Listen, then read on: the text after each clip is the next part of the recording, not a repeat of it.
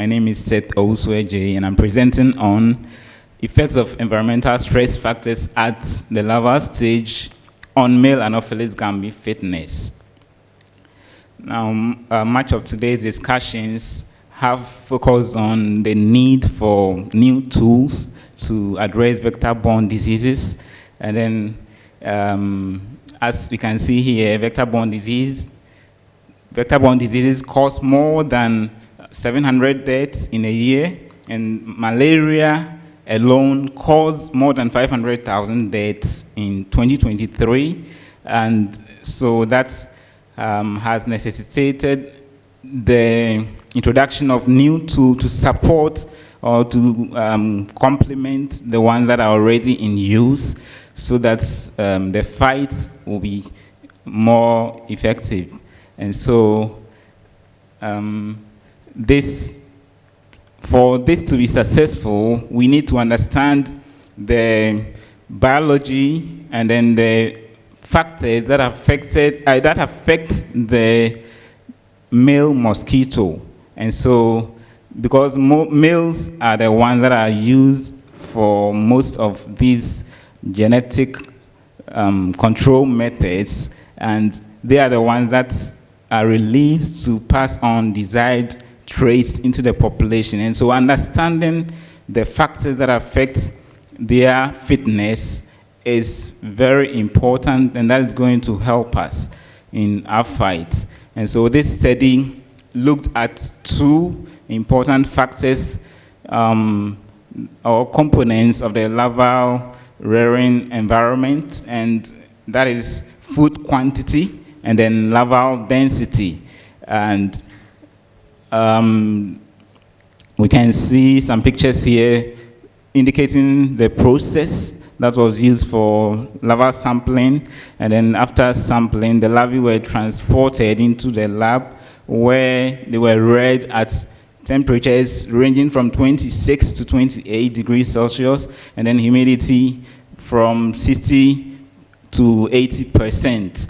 And the mosquitoes were kept through using the normal standard protocols. And at the end of the period, after blood feeding the females, eggs were collected and the eggs were hatched for the experiment. So in order to determine the effects of larval rearing density on the fitness of male Anopheles gambiae, 3 different densities were assessed, and the first one was 100 larvae per liter of water. The second one was 200 larvae per liter, and the third was 400 larvae per liter.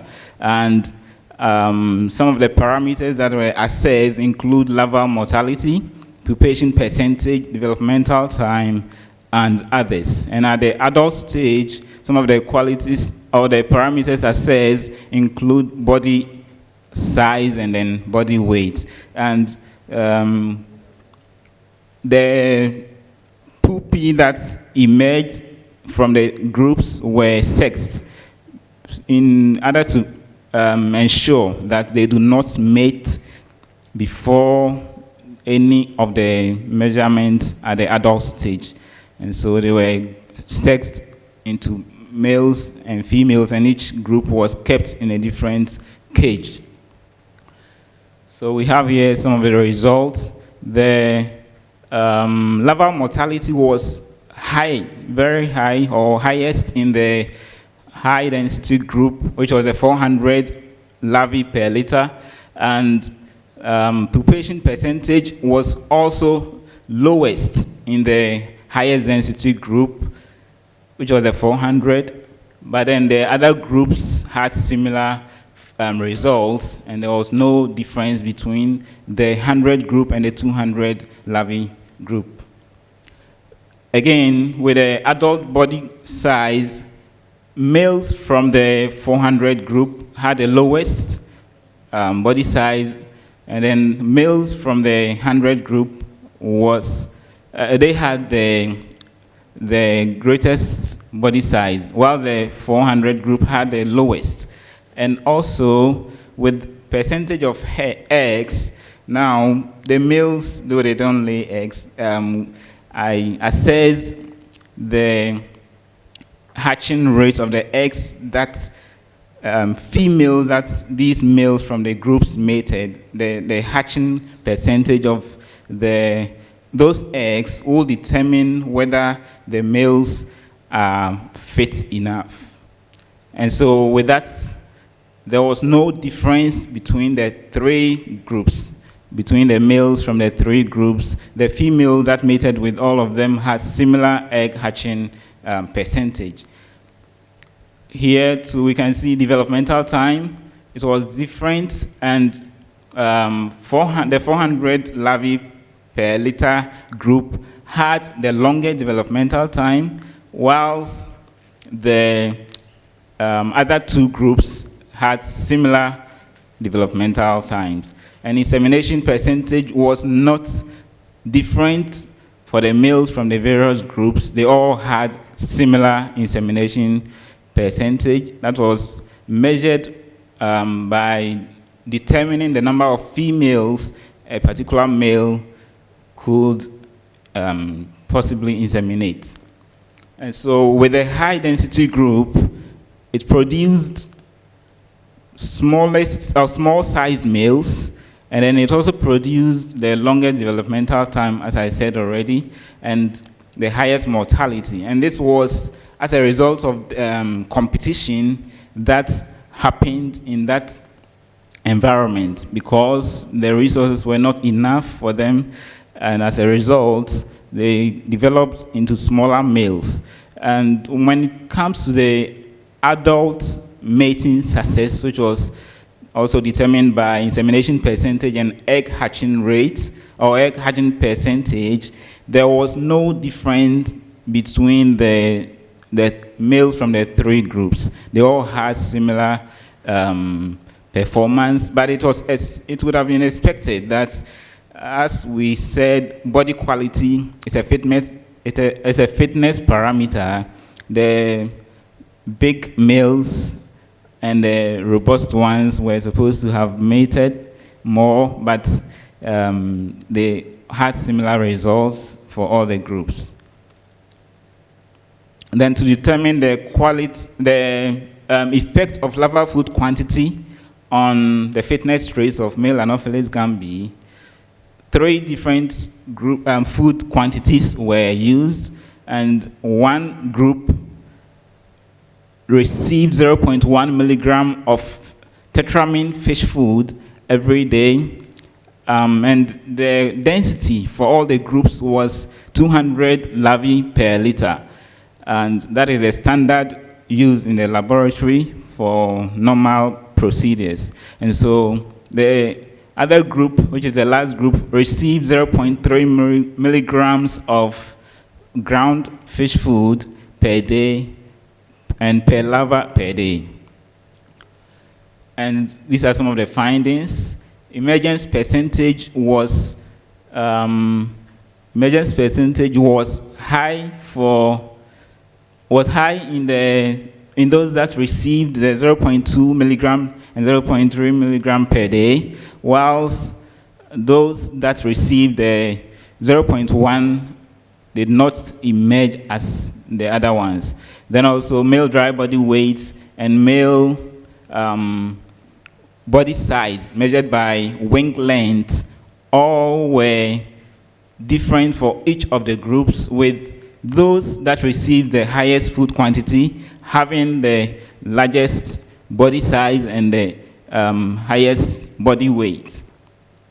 Then also with insemination percentage, there was no significant difference between males from the different groups. They all performed in a similar manner.